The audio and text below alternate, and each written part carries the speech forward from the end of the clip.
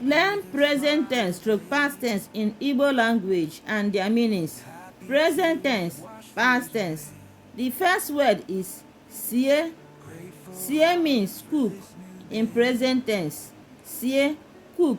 Past tense of sie is siri, cooked. Sacha, wash. Sacha, wash. Past tense of sacha is sachara, washed. Rie, eat. Rie, eat. Past tense of rie is riri, ate. Si, say. Si, say. Past tense of si is siri, said.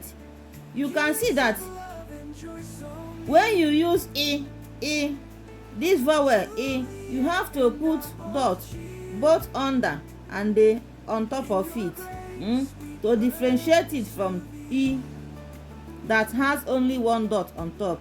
Re, sell. Re, sell.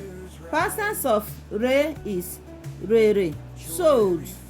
That is to sell something in the market or any place. Suo ude, mourn. Suo ude, mourn. Past tense of suo ude is surude, mourned. You can see that this is a compound word. Suo and the ude, they are compound words. So the first word here, suo, it changes to sorrow. But the second word, ude, doesn't change. Only this first word, suo, is the one that changed to sorrow. It can be for good or for bad. Suo ude, it can be for good or for bad. Racha, leak. Racha, leak. Past tense of racha is rachara, leaked. Maybe to lick orange or to lick your hand or anything. Ta, chew. Ta, chew, to chew something. Past tense of ta is tara, chewed. Te, rub.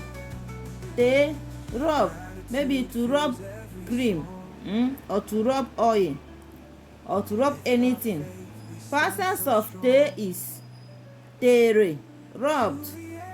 Tere, rubbed. So all these are some of the examples of words in present tense and past tense in Igbo language.